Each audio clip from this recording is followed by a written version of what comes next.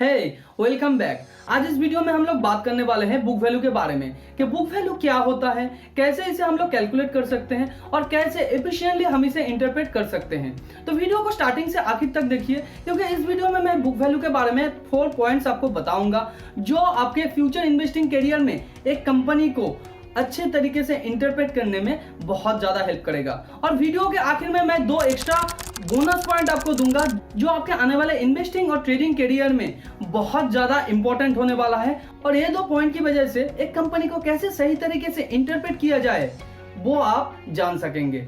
तो चलिए सीखते हैं एक साथ।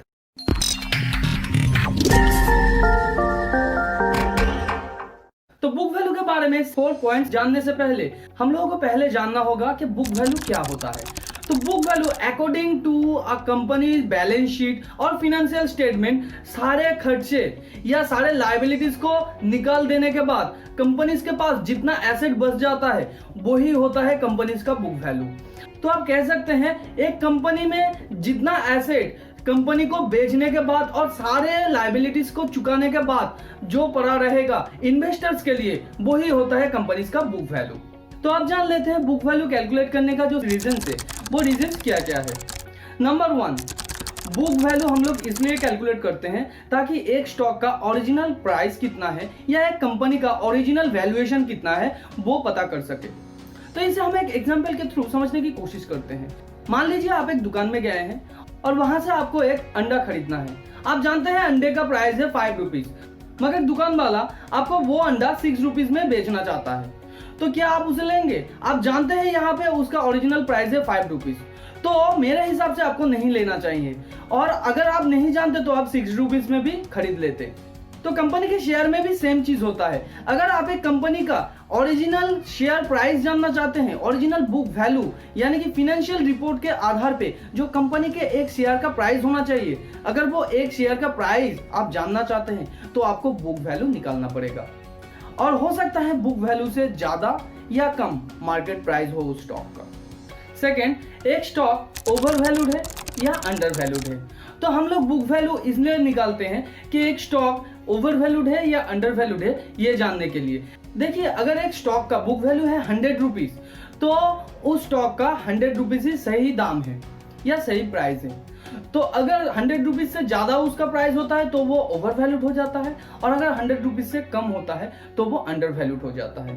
तो हम लोग बुक वैल्यू इसलिए भी निकालते हैं कि एक स्टॉक ओवर वैल्यूड है या अंडर वैल्यूड है ये जानने के लिए। नंबर 3, और एक जो इंपॉर्टेंट रीजन से हम लोग बुक वैल्यू कैलकुलेट करते हैं कंपनी का वो होता है अगर कंपनी इंसॉल्वेंसी या बैंकरप्सी फाइल करे तो उसके बाद क्या कंपनी में कुछ बच जाता है अपने इन्वेस्टर को रिटर्न करने के लिए। देखिए, एज एन इन्वेस्टर हम लोग जब भी किसी कंपनी में इन्वेस्ट करने जाते हैं तो हमारा प्राइमरी मोटिव ये रहता है पैसा आगे बढ़े ना बढ़े, हमारा जो इन्वेस्टमेंट है वो सेव रहे। तो अगर एक कंपनी इंसॉल्वेंसी प्रोसेस में चला जाता है या बैंकरप्सी फाइल करता है तो उसके बाद क्या कुछ पैसा बच जाता है इन्वेस्टर को रिटर्न करने के लिए। तो जब भी हम लोग एक कंपनी का बुक वैल्यू निकालते हैं उसके ऊपर यह भी एक प्राइमरी रीजन होता है। तो हम लोग जब एक कंपनी का बुक वैल्यू निकालते हैं उसके पीछे एक और रीजन जो होता है वो ये है कि अगर एक कंपनी इंसॉल्वेंसी प्रोसेस में चला जाए या बैंकरप्सी फाइल करे तो हमारा पैसा हम लोगों को वापस मिल सके। नंबर 4, जब भी हम लोग एक कंपनी का बुक वैल्यू चेक करते हैं तब हम लोग ये भी चेक करते हैं कि कंपनी का book value year on year बढ़ रहा है कि नहीं। तो अगर एक कंपनी का book value year on year बढ़ रहा है तो वो एक इन्वेस्टर के लिए अच्छा सिग्नल है, और इसके लिए हम लोगों को पिछले कई ईयर का डेटा चाहिए। हो सकता है 5 ईयर या 10 ईयर का। तो जब भी आप एक कंपनी का बुक वैल्यू चेक करेंगे किसी भी अकेले ईयर का बुक वैल्यू लेके आप कोई भी डिसीजन मत लीजिए। पिछले 5 या 10 साल का डेटा आप उठाइए और उसके बाद कंपेयर कीजिए ईयर ऑन ईयर कि वो कंपनी का बुक वैल्यू ग्रो कर रहा है कि नहीं। अगर वो ग्रो कर रहा है तो ये एक अच्छा सिग्नल है इन्वेस्टर के लिए, क्योंकि मैनेजमेंट यहाँ पे एफिशिएंटली और अच्छे तरीके से आपका पैसा यानी इन्वेस्टर का पैसा इन्वेस्ट कर रहा है और कंपनी को ग्रो कर रहा है।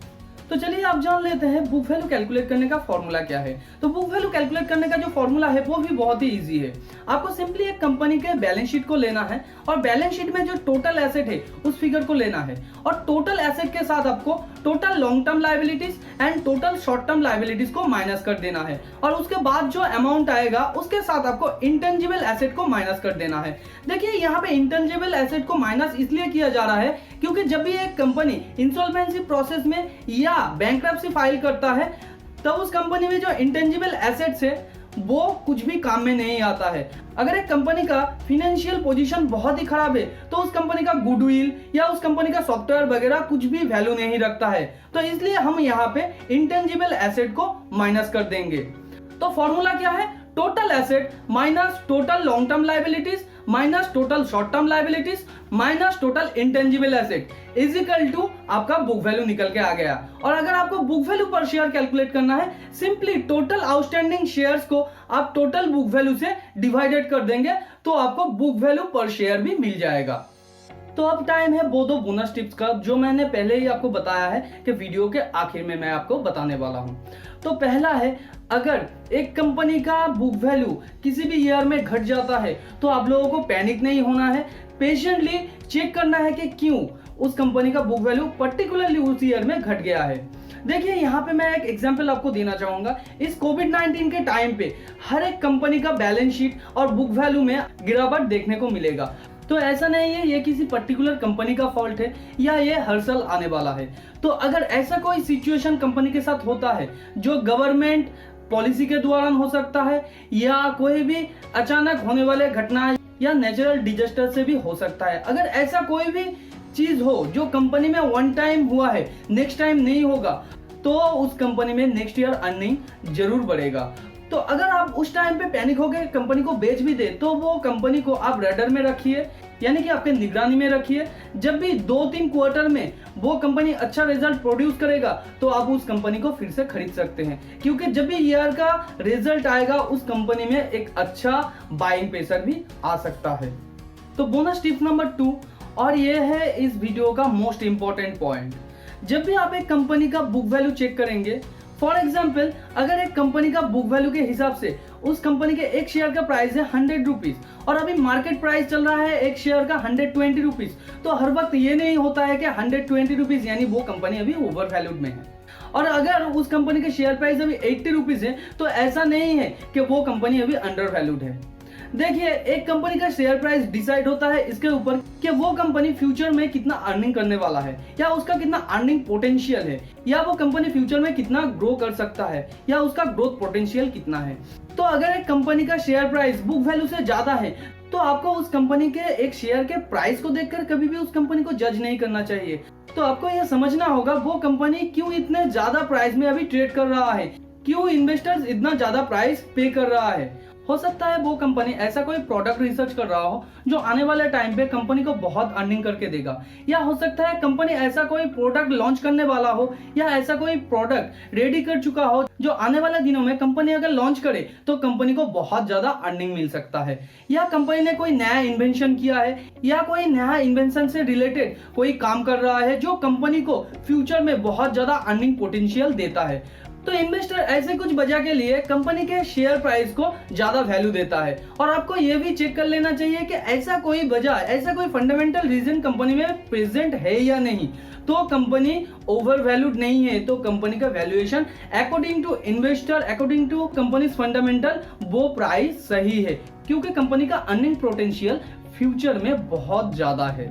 और बहुत टाइम ऐसा भी होता है कि वो कंपनी में कोई भी अर्निंग पोटेंशियल नहीं है और वो कंपनी फ्यूचर में ग्रो भी नहीं करेगा, मगर वो अचानक प्राइस बढ़ने लगता है। तो आपको यहाँ पे ये भी ध्यान रखना चाहिए, अगर एक कंपनी का फंडामेंटल सपोर्ट नहीं करता है तो वो कंपनी लॉन्ग टाइम में सस्टेन नहीं करेगा। तो अगर एक कंपनी का शेयर प्राइस बुक वैल्यू से ज्यादा है तो आपको दो पहलू जरूर देख लेना चाहिए, क्या उसका फंडामेंटल सपोर्ट करता है या वो कंपनी क्या फ्यूचर में अर्निंग पोटेंशियल रखता है वो प्राइस सस्टेन करने के लिए, और दूसरा क्या उसका फंडामेंटल सपोर्ट नहीं करता है या वो फ्यूचर में उतना प्राइस को सपोर्ट नहीं कर पाएगा, वो प्राइस गिरेगा। तो जब भी आप एक कंपनी के बुक वैल्यू को देखें तो जरूर ये दो चीज आपको चेक कर लेना चाहिए। कंपनी का फंडामेंटल हर वक्त मोस्ट इंपॉर्टेंट होता है, ट्रेडिंग के लिए भी और इन्वेस्टमेंट के लिए भी। तो उम्मीद करते हैं ये वीडियो आपको नॉलेजेबल लगा होगा। अगर वीडियो नॉलेजेबल लगा है तो वीडियो को लाइक कीजिए, ऐसे ही नॉलेजेबल वीडियो को अपने फ्रेंड्स एंड फैमिली के साथ शेयर कीजिए जो फाइनेंस और स्टॉक मार्केट में इंटरेस्ट रखते हैं। अगर वीडियो में यूज किए गए कोई भी फाइनेंशियल टर्म आप लोगों को बहुत ज्यादा कॉम्प्लिकेटेड लगा है तो नीचे जरूर कमेंट कीजिए या स्क्रीन पे दिए गए नंबर पे आप व्हाट्सएप भी कर सकते हैं। और अगर चैनल को अभी तक सब्सक्राइब नहीं किया है तो चैनल को अभी सब्सक्राइब कर लीजिए और बाजू में जो बेल आइकन है उसे भी क्लिक कर दीजिए ताकि नए वीडियो का नोटिफिकेशन आप लोगों को तुरंत मिल सके। मिलते हैं अगले वीडियो पर, तब तक के लिए अपना बहुत सारा ध्यान रखिए। Thanks for watching and happy investing.